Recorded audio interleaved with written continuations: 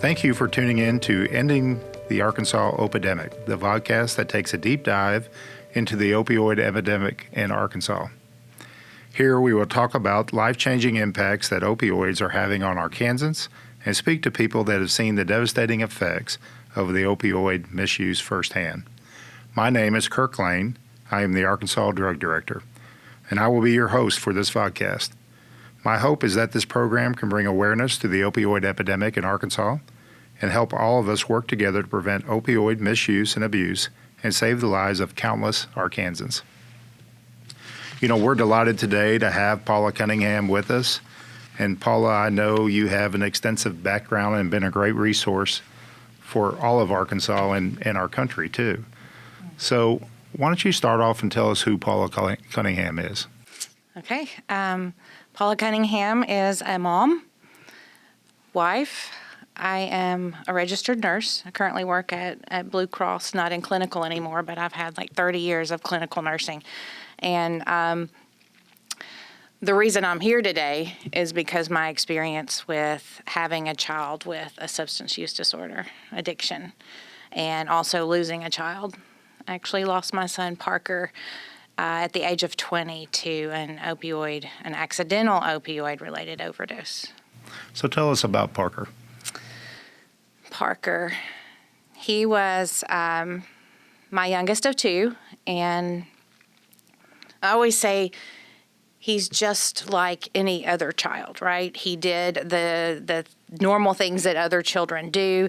He played baseball, sports, graduated high school. He was funny, loving, caring, generous, a joy to be around. If you ever met him, you would never forget him because he was just one of those people that you remember because he was funny and fun to be around. But he graduated high school after he had already completed a residential treatment center. So when he was 17, he went to rehab for a substance use disorder and opiate addiction. And his opioid addiction started fairly young. I didn't realize it. But he was, from what I hear, given a pill at a party that you could have gotten from, someone's medicine cabinet. And that started it very early on. He had some trauma and some abuse. And apparently his addiction caught on pretty shortly after, or it manifested itself shortly after he took that first pill. So, Paula, what resources did you use or need in your situation? Having a child with an addiction is not something that any parent has knowledge of how to handle that situation. We weren't taught this in school, right? And you're faced with a situation that you don't know what to do. I remember when I first realized that my child had an addiction, going around all over town thinking, can you help my son? Can you help my child? And I went to the churches. I just drove myself to Wolf Street and got some literature. I got counseling appointments. And I'm just running around crazy, not knowing what to do. And someone said, you need help yourself. You've got to get help yourself. And even before Parker, someone told me that because I was dealing with another family member with an addiction. And I thought, okay, I'm not the one with the problem, right? That's what we think. I'm not the one with the problem. But I was. I went to Al-Anon in 2008, and doing that program and looking at myself and finding out things that I needed to work on in myself changed my life. And so I had already been going through Al-Anon and through that program when Parker developed his addiction. And that was the biggest resource that I needed. And that is the first thing I tell people when they call me and say, what do I do? My child has an addiction. And I tell them to go get help. I didn't realize that I needed help. And when I say that, I thought that I could not be okay if my child was not okay. And in doing so, I made a lot of decisions that actually didn't help my child. Maybe I gave him gas when he didn't need gas in his truck. You know, that's one thing that I always think about. And so going through a program to get help myself helped me know how to handle my child. And so that's a very long answer Sure, to yeah. your short question. Yeah, but it's a great answer. And so I want to kind of define that a little bit with this next question, because you answered part of it. So why did you choose to share your story and speak so freely about it, and especially to the public? That's a really long answer too, Director Lane. I wanted to be able to take my experiences, because it was a tragedy losing my child. I wanted to be able to take that experience and actually be able to help someone else. But also, my son was in the hospital on a ventilator. I got the blessing of being able to be there when he passed away, and that might sound crazy, but I was able to hold his hand, and at that point at the bedside, I made a choice. Director Lane, I made a choice to accept what I was given. And when I say that, I didn't rebel against it. I didn't say, why me? I'm angry at you, God, for this happening. I'm angry at you, Parker. What I did was I said, okay, this is what I've got right here. I accepted it. And that's something I learned in Al-Anon, to just accept what's happening. And that might sound simple, but it is powerful, because a lot of times we don't accept situations. We try to manipulate situations. We try to change the outcomes of the situations rather than just saying, this happened, now what? And that's what I did at his bedside. And I said, okay, now what can I do with this situation to bring good out of it? And that's what I've done. I called you shortly after he passed away, or sent you an email and just said, I want to do something. Don't know what it's going to look like, but I want to do something, because people are dying. Young people, beautiful people, every day are dying from this disease of addiction. And I wanted to do something. Yeah, I remember those contexts very strongly, and the conversations that we had were extremely powerful for me too. But with that, so what would you tell other parents who suspect that their child is struggling with a substance use disorder? The biggest problem that I had was admitting to myself that my son had a problem.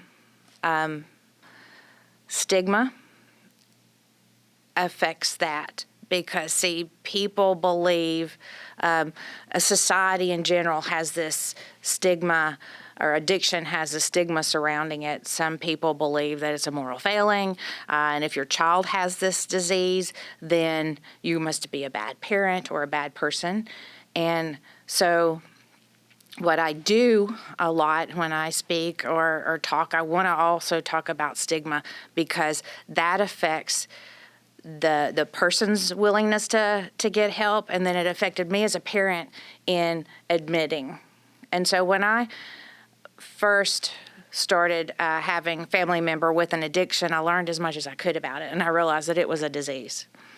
And so doing that, my research looking into it, I realized that it didn't mean my child or my family member was bad or I was bad. It just was, it was a disease. We all had part in it, you know. I could contribute to that getting worse, or we all had a part in it. But I could try not to blame myself. And when I was able to not blame myself and not blame my family member, then I could accept that there was a problem. And so a child or a family member that has an addiction lies. They lie to cover it up. They lie because maybe they stole something so that they could support their addiction. And as a parent, we will convince ourselves that they're not lies, right? You know, you can tell me something that I would normally not believe, and I would try to make it believable in my head, right? And so I would tell the person that suspects and they see these signs in their children. So, by the way, signs. They they start having new friends. They pull away from family. You find things missing. Grades drop. They may normally have been a good student, and all of a sudden their grades drop. They may love sports, and all of a sudden, no more sports. Don't want to go anymore, Mom. There's no desire to participate in those things that you would normally participate in. And so when you start seeing those signs, investigate. Don't be afraid to confront your child or family member. Here's what I found. Here's what I know, and here's what I see. And at that point, if they're under 18, Parker was under 18 when I found out, and so I was able to make him go to treatment. And we got him into treatment before he was 18. If he's over 18, you really can't force someone, but you as a parent can learn as much as you possibly can about the disease, about the different types of treatment. And that's what I did. And I think that's important. And I would tell you, if you had a child, learn as much as you can. Find out the treatments. Be ready. What I always did, Parker, he would go to treatment, get out and do well, relapse, and go back to treatment. But I always had 3 or 4 options. This is where you can go, and I would present it to him. I love you. I can't have you here using. I want you to get treatment. If you're ready, here's where you can go. And I would let him choose. And so that's important. Sure, and I know you spoke a lot about on the essence of stigma and how that affected that. And, society creates stigma through how we view substance use disorder. Mm-hmm. And so, actually directly, the last couple questions I asked you really directed towards how to defeat that stigma and how to get it out freely so we can deal with it as a disease, of which it is. Right. But looking back, what do you think you would have done differently? What would I have done differently? I always get stumped at this question because when you go back and you think, would I have changed anything? That's something always people ask. I would have not lied to myself with Parker from the very beginning because part of it was a lack of education on opiates, not realizing that the way he was using was so powerful and what he was using. But I would have not lied to myself. I think I lied to myself, Director Lane, in the very beginning because I thought that it was going to be a little use and we were going to be able to get him help and everything was going to be fine. That's the hardest part, is getting to that, to being honest with yourself. And we got a major problem here. We need to get on it right away. I don't know that if I would have done anything different, it would have turned out differently. But that's probably the biggest thing from the very beginning. But as a parent, that's hard. Sure. So what would you recommend that other community members do to address this issue? Speaking out, you mentioned stigma. And that is one of the big reasons that I'm sitting here with you today and that I get out in public and talk about it. It's not easy. It's not easy, But getting out and speaking about it is important, because if I can talk about it and someone else watches that and they realize they have a child, it kind of not normalizes it, but it decreases the stigma because it puts it out there, and maybe they will have the courage to seek treatment. And so, as you say, what can communities do? Talk more about it. If you have the opportunity to host events where you can talk about it. And I know you've actually done that, Yeah. hosting several events here recently, correct? Right. Anytime I get a chance to do that. So if I call you in your community, that's something you can do. You can let me have an event to try to raise awareness and break the stigma. If churches, so I started a recovery ministry at our church. It's a small church, but it's a powerful ministry reaching people. So if you are, churches in all communities can embrace this, address it, and try to get something going in your church. The church community is a big source of support and can be a source of support. So what services have you, talk about Paula, what services have you received for yourself to help you through this situation? Okay.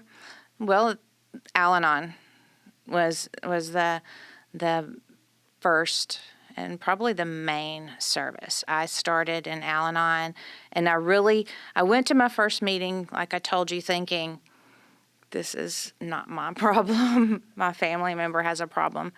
But I made myself embrace it. I said, I'm going to go here, and I'm going to open my mind to this. And when I did, like I said, it changed my thinking and it changed my life. And so that was the biggest thing that I did to help myself.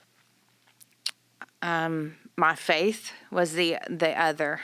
That the Al-Anon sent me back to my faith. So my faith was able to help me to handle that. There are other things in our community. There's a group called Parents of Addicted Loved Ones, and we have a few of those throughout the state. We do have Al-Anon throughout the state. You can go on the Central Arkansas Al-Anon website and find meetings there. There's Celebrate Recovery, which is a faith-based group, and those are the main services that I would say look into if you find yourself needing help for yourself because you have a child with substance use disorder. Paula, what other resources are available for families? Glad you asked. There is an app that I use on my phone. It's called the Arkansas app. It's really a cool app, and you can go to your app store and just download it like any other app. But this app tells where treatment centers are located. It gives instructions on how to use Narcan. And so I carry Narcan with me all the time. Narcan is a reversal medication for someone who is having an opioid overdose. And I always keep that in my purse just in case I'm ever in a situation where I could save someone's life that's overdosing.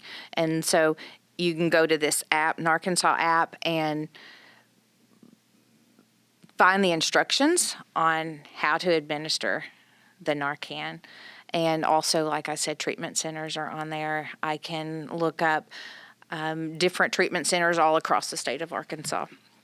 Our Drug Take Back is another source of information that I utilize quite often.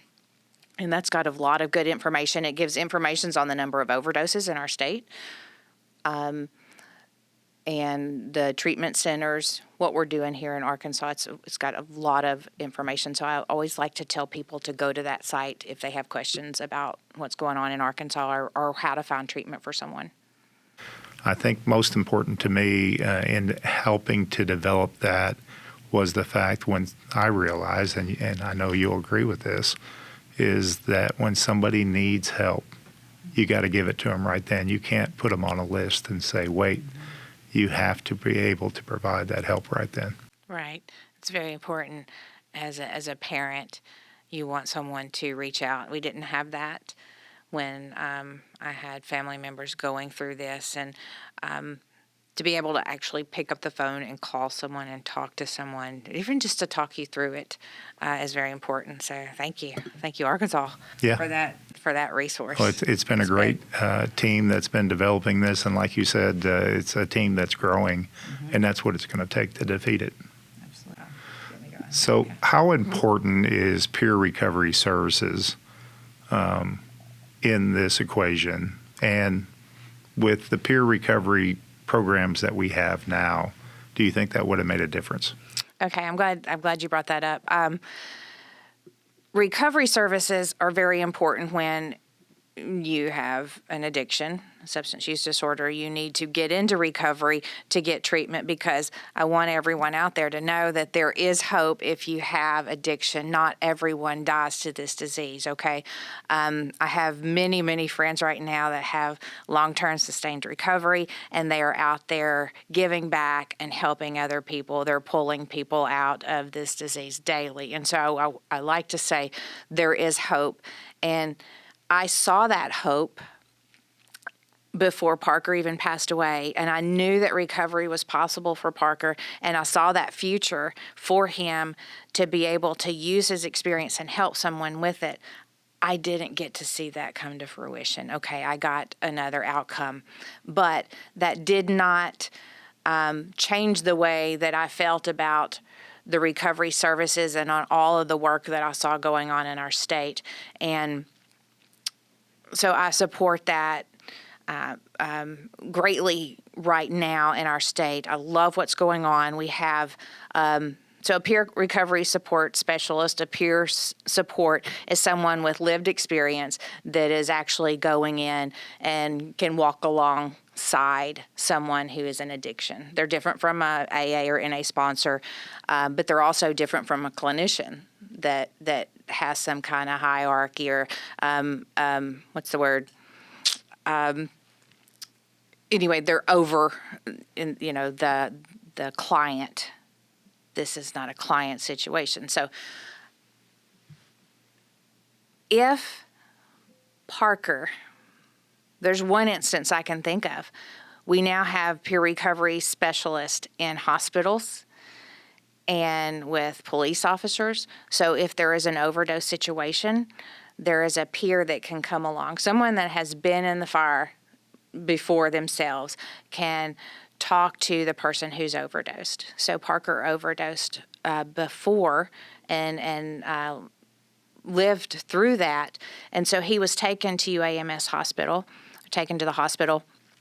And if a peer would have been there to say, hey, I've been through this, I want to get you help, and I want to walk along beside you, I think that could have made a huge difference, right? And I think that makes a huge difference today when they are there to grab them by the arm and say, hey, I've been there, and I want to walk with you.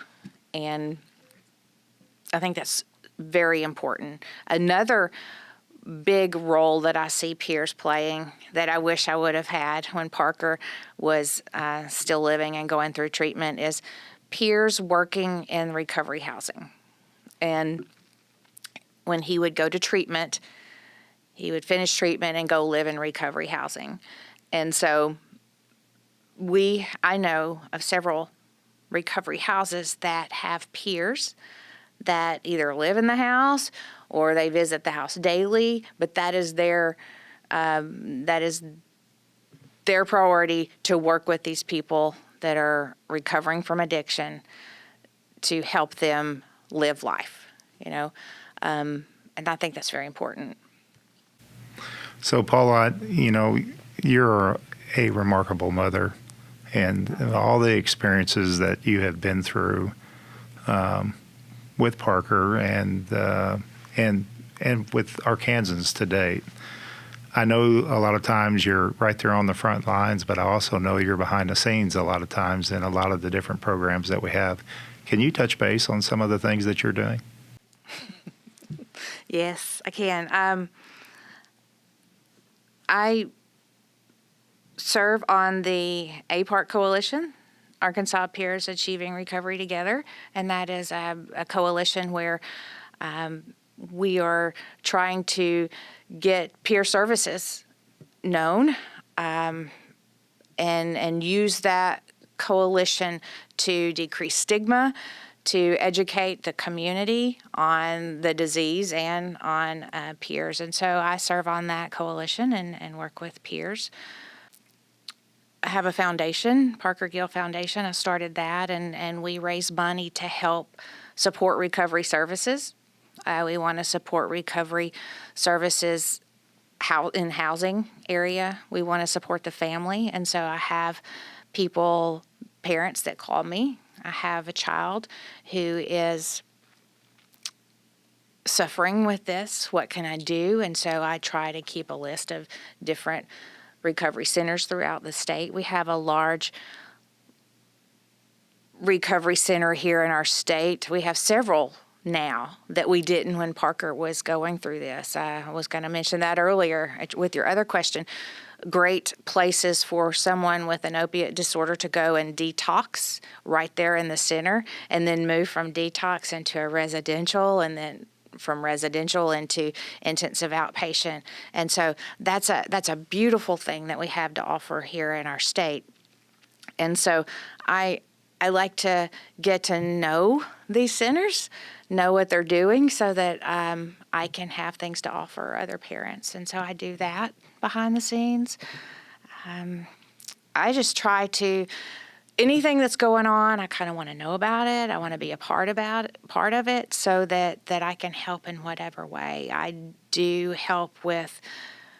do some classes at the jail. They have in the Pulaski County Jail, they have a large reentry program there, and so I've taught classes there. So your days are very busy. They are. They are. So one final question. From your standpoint and everything that you've seen and how it has twisted your life and how you have helped so many countless others in Arkansas, can we beat the opidemic? I want to. I really do. And I think that Arkansas has the possibility to stop this, because we have such a great, under your direction, you have brought everyone together, and our state has embraced that like I can't believe. We need more of it. We need more parents stepping up. We need more businesses stepping up, and I want to be a part of this. But I have seen that like never before here in Arkansas, people joining together, and it's going to take that. More people stepping in, more people joining together to beat it. It's going to be tough. It's going to be hard, but I believe that we do. I have that hope. I want to be a part of it, and I'm not going to stop doing what I can do to stop this. I'm tired of hearing about people dying. Thank you, Paula. Thank you. Thank you for joining us for Ending the Arkansas Opidemic. For more information, contact us at artakeback.org or our Facebook page at Arkansas Takeback. Also, feel free to download the Arkansas app. Most importantly, roll up your sleeves and feel free to jump in and help us defeat the Arkansas Opidemic.